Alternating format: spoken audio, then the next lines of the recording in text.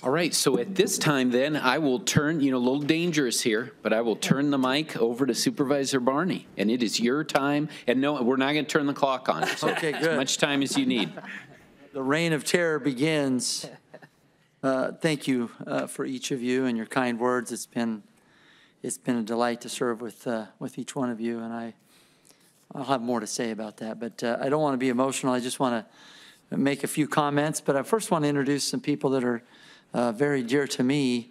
If I could have my wife Nicole stand. I've got some flowers I'm going to present to her in a minute. She loves hydrangeas, so I went to the store last night to buy these. And like so many things I attempt, if you can see the hydrangeas, look how they look this morning. So I was going to throw them away, but I thought it'd be more meaningful to say that I made the effort. She is, it seems trite that I would give her something perishable. I shouldn't have started with her.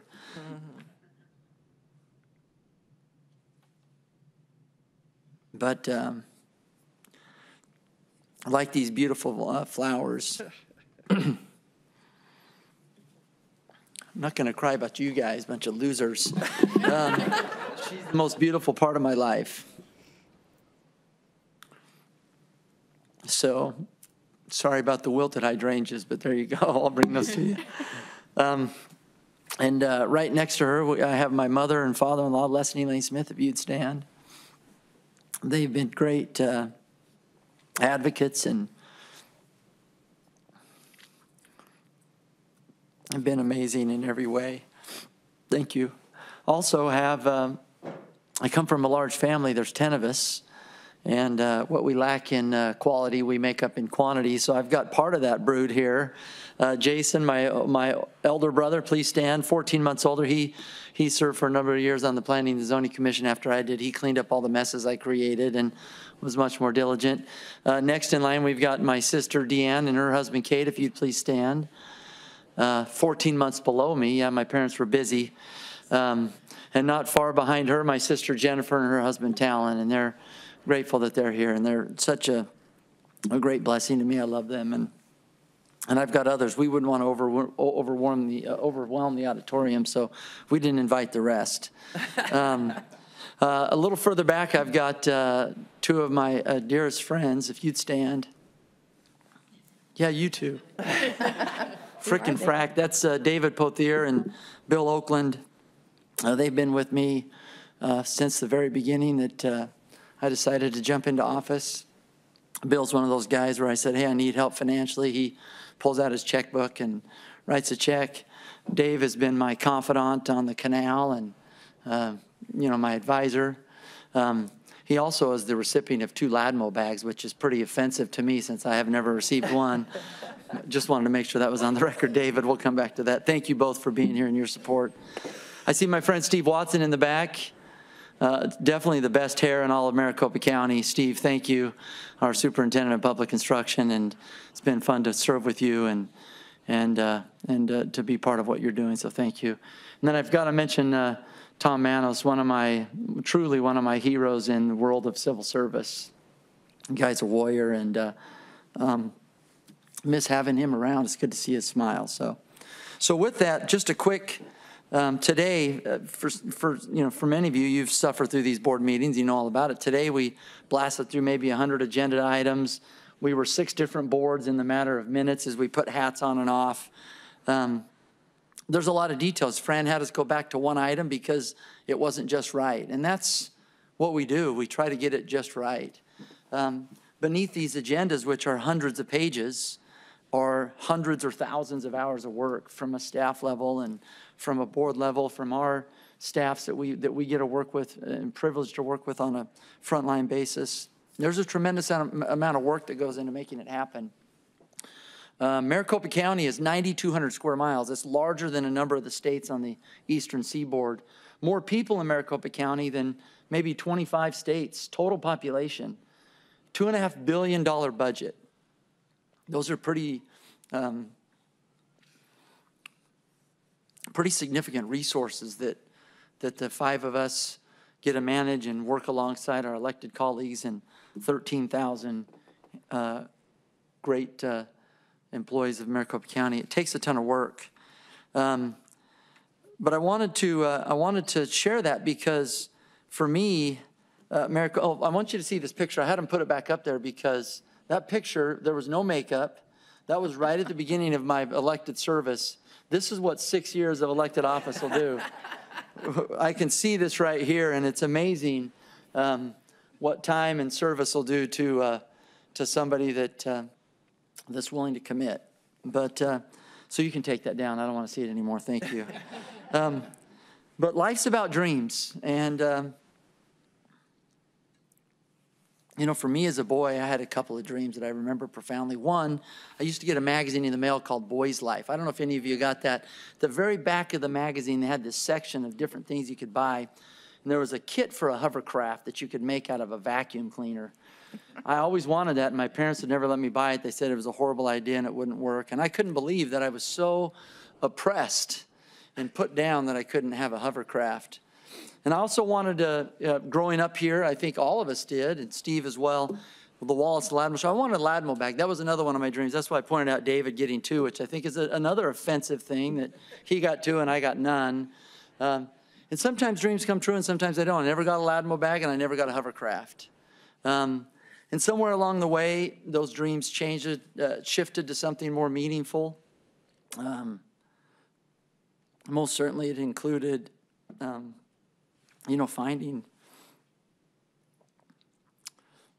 finding an amazing wife and having my own family. I knew I wouldn't have 10 kids for sure, but I knew I wanted to have a big family and I wanted to have them close. And as crazy as it seemed, I also wanted to serve in elected office someday. And in high school, that was always the joke. I don't know why. I don't know where it came from. I don't know where it happened, but that was a dream. And so, magically, I got the first. We celebrated our 25th anniversary this last year. We've got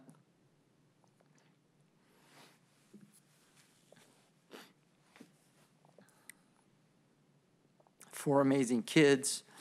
And then the second of serving in public office. It accidentally came true in 2012 when I got elected. And after campaigning for a year and a half, you're like the dog that catches the car you've been chasing. You're like, now what?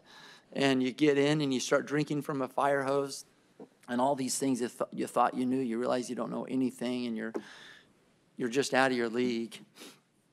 And that's where it really got interesting, is that in the process of trying to fulfill that dream, now that it was here, I had to figure out how to manage through the labyrinth of government and bureaucracy at a scale that I wasn't used to. I came from a family business where I was in a leadership role, and we had, a few hundred employees, and it was really great, and it made sense. And I got here where nothing made sense. The way that we talk about budgets and the way that we detail those things, and the structure was different. It just wasn't the way that I was accustomed, and it took a bit. It was really stressful, probably why that picture looks so different than I do now. But as it happened, I learned a lot. I learned a great deal. My perspective changed dramatically, and I'm not going to ramble on too long, I promise. But I learned, and I was reminded time and time again that things that I would never dream about because I take them for granted aren't necessarily the things that other people have. Come to find out,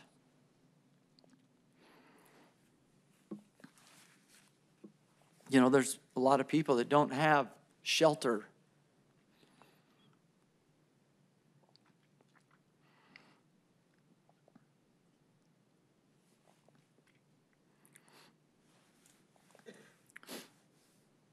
They don't have food.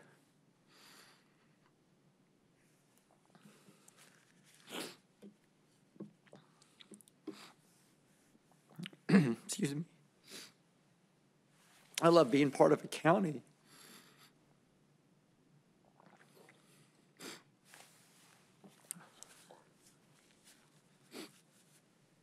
Man, I'm a hot mess. Got some allergies. I love being part of a county that works to tackle those issues head on. I see Bruce back here, and Tom was a big part of that as a board, it's something that we've engaged that from our human services perspective. There's thousands of miles of roads that, where I live, the roads are great. There's lots of places where people don't have good roads, and the county's working to solve that. I've never gotten food poisoning from a restaurant in Maricopa County. Why? Because we've got good people that go out. Now, some of you maybe have picked different restaurants, but I've been lucky, and I think in large part that's thanks to people that take their jobs and manage that process. And we've got a health department that helps keep us safe from illnesses. We've got protection from floods. And, you know, you see around the country, around the world where people are losing their lives. You know, we've been blessed that that hasn't been a huge challenge for us. We're not immune to it, but it's something that we've been able to tackle as a county. We've got amazing libraries. We've got a criminal justice system that works. Not perfectly. Nothing ever is, but due to smart justice and efforts to not just put the bad people in jail, but to help those that want to succeed to get out and find pathways to success. You know, I've learned that we have a government that does whatever we invite it to do, and that it can be more aligned with our businesses and our communities if we can direct it in such a way. And that's, while the change is slow and it should be in an organization this large, I've learned those things, and I've learned that we can make a difference. And so I just want to conclude my service here with really a big thank you for those that have put up with my tenacity. You know, I just kind of, I'm kind of a one-trick pony, I guess. I just keep saying the same things and hope that eventually somebody will listen, and they do, maybe just out of, you know, wanting me to stop. But ultimately, I like each of you, I have things that are important to me and I believe in, and I hope that I've been able to swing back that pendulum of how we as a government hold that regulatory hammer, the way that we spend your $2.5 billion of hard-earned taxpayer resources, the way that we handle the most vulnerable and needy in our community. So it's been awesome.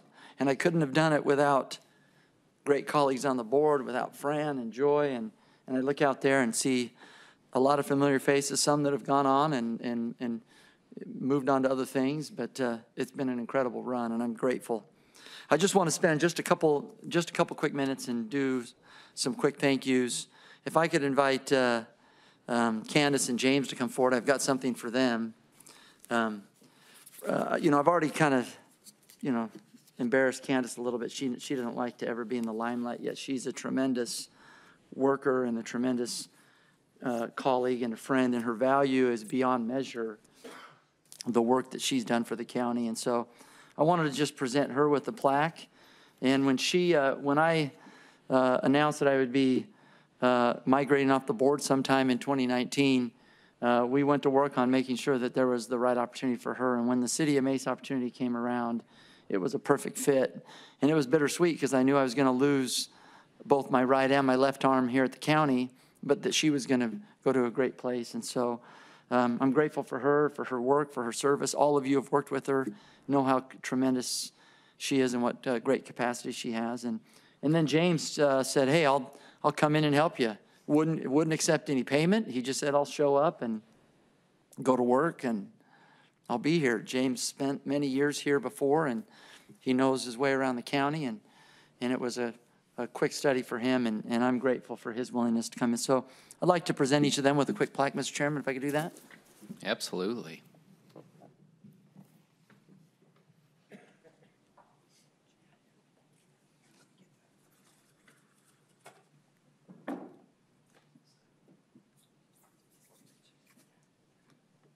We're going to take a photo. This is always kind of awkward.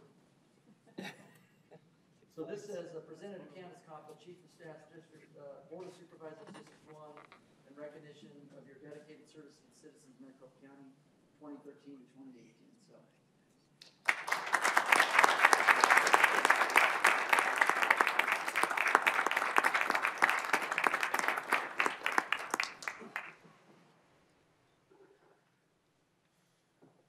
James. Same thing presented to James Canlon, Chief of Staff, Board of Supervisors, District 2. When he was here before, he was District 2. Now he's District 1. I don't know if they gave him a nice plaque like this, but when you work for free and literally donate your time to keep the guy out of trouble, you deserve a great deal. And a plaque to either one of them is not enough, but it's a token of our appreciation. Thank you.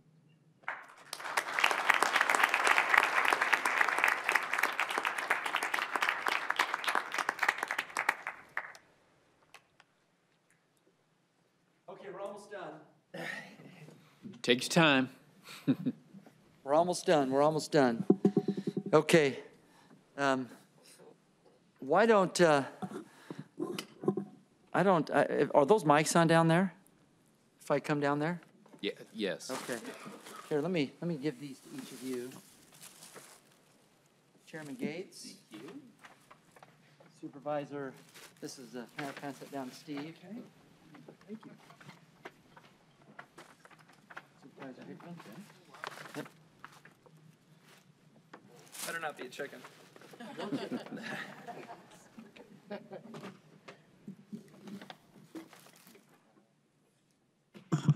Can you hear me now? Okay. So, as I mentioned, I never got a Ladmo bag, which is the things that dreams are made of. So I've kind of prepared my own Ladmo bag for each of you. And it's a Denny bag. But in here I've got a few items. Let's start, if you'll pull this out. Each of you, this is Supervisor Chukri's bag. I may or may not give it to him since he's not here. But in there you're going to find a hydro flask with the county logo and your name on it. Under our new chairman, you're going to need to bring water to these meetings. They're long and slow, and so I'm hopeful that you'll come hydrated and prepared. It's a little bit different cadence, but you'll need that. Speaking to the chairman, there's a mug that each of you will see in there.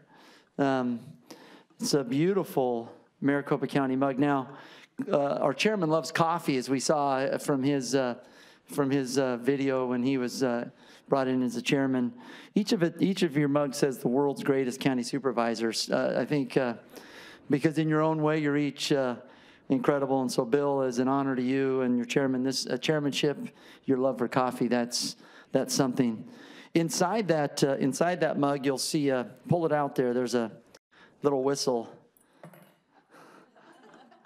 Yeah, this isn't the dollar store crap that you got in a Ladmo bag. This is a very high quality stainless steel whistle that has your name on it and the district that you serve. I called up Mr. Isham and said, hey, what can I get Clint? And he said, I don't know. He has everything. And I said, well, give me some ideas. He said, how about a whistle? He's always coaching his kids' sporting events. And so each of you get a whistle. And while Clint, that was something that was specifically directed to you. I know how each of you feel about your families and those that you serve. I know, Steve, you've coached teams, and Clint, you've coached teams. And Bill, I saw the way you beamed with your daughters here, and I know the way that Supervisor Chukri feels about his two boys. And I feel the same about mine. So there's a whistle. You may need this from time to time to kind of get everybody rallied around. All right, take out the next thing here. This is for Supervisor Gallardo.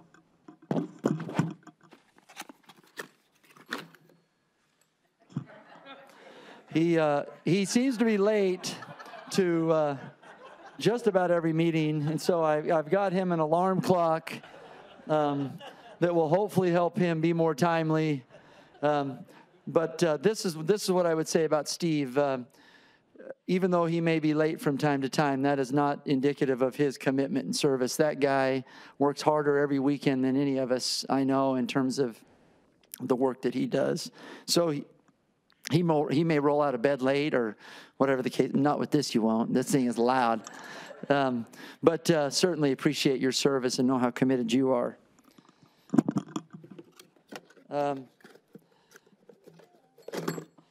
And then lastly, each of you have in your mug, you have a tie. And this was kind of in honor of Supervisor Chukri. He and I were on an economic development mission for GPEC a couple years ago. He bought took me to a tie shop there he was super excited about and bought me a tie. And I wanted to buy each of you a tie in his honor, but also, his effort to help elevate the board in terms of the decorum and the way that we represent those that we serve. And I think we've done that. And I think that this tie is emblematic of the work that we've united together in doing. Now, it's not shouldn't be lost on anybody that Supervisor Gallardo's tie is red, and the others are blue.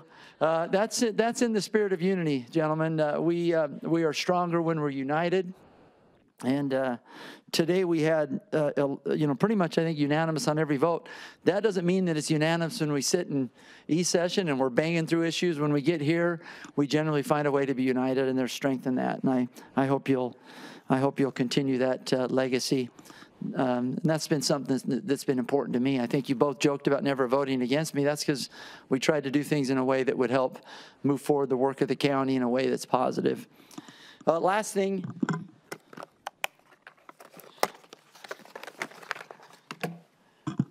Joy joked about the calculator. It's time that you pick up the baton here. It's solar, so you'll never run the battery out. There's no bomb or any embedded explosive devices. But, hey, things are good right now. The county is healthy financially. It won't always be so. Keep this calculator close, and we've got tremendous resources at a professional staff level with Joy and Cindy and the OMB team and the assistant and deputy county managers. I mean, we are so blessed to have incredible people that help us manage the financial house that we have the duty to do. And $2.5 billion is a lot of money in the world that I live, and that's a lot of money that we have the responsibility, you now have the responsibility to manage. And I want this to be a reminder of how important every dollar and every cent is as we go about that sacred duty.